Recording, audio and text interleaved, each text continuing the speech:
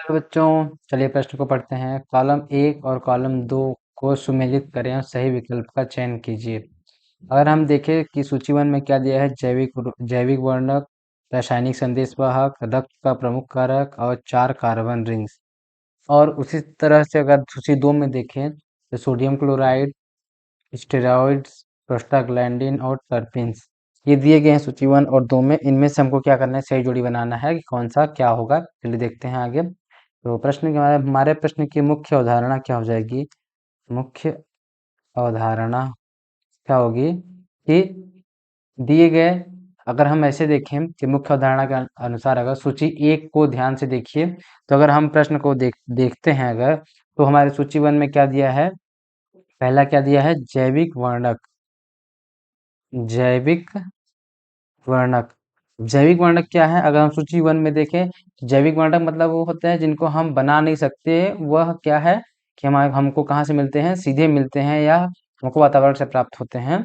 तो यह क्या है, टर्पेंस। टर्पेंस हमारे क्या है, जैविक वर्णक। और ऐसे ही अगर हम सूची 2 का दूसरा नंबर का देखें, ये तो ए है। और बी को देखें तो क्या है, रासायनिक संदेशवाहक।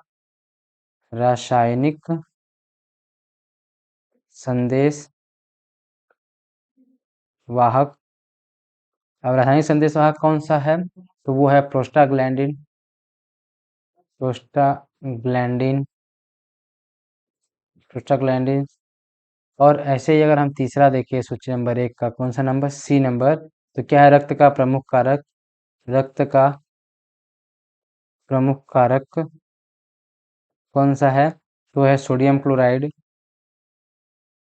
Sodium chloride. और डी नंबर देखें तो डी में क्या है, 4 कार्बन रिंग। 4 कार्बन रिंग, तो वो कौन सा है, वो है स्टेरॉइड्स। स्टेरॉइड्स, स्टेरॉइड्स में क्या होता है कि 4 कार्बन की रिंग्स होती हैं। तो अब हम अपने विकल्प को देखेंगे और सही विकल्प चुनेंगे। तो एक, ये क्या है, जैविक वर्णक कौन सा है, टर्पेंस। टर्पेंस किस में है, 4 नंबर में, तो ये ए हो जाएगा। बी में क्या है, रासायनिक संदेशवाहक, तो कौन है, प्रोस्टाग्लैंडिन, तो बी हो जाएगा। और वैसे क्या है, रक्त का प्रमुख कारक तो क्या है, सोडियम क्लोराइड, तो वो सी हो जाएगा यहाँ पे। और डी में क्या होगा, स्टेरॉइड। स्टेरॉइड डी में हो जाएगा। मतलब कि ए का 4, बी का 3, सी का 1 और 2 का डी। देखते हैं ए का 4 किस में है, 1 नंबर में नहीं है तो ये गलत हो जाएगा।